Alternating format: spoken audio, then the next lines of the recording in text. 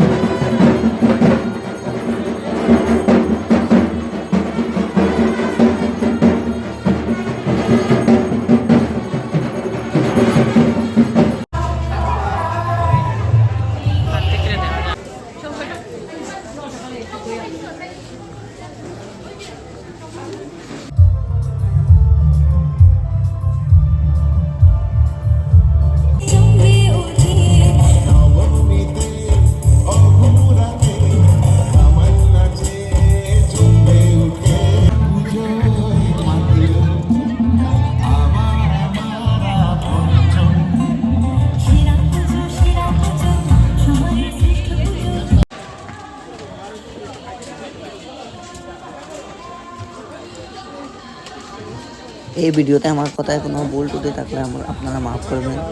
তো এতটাই আমার কথা হলো।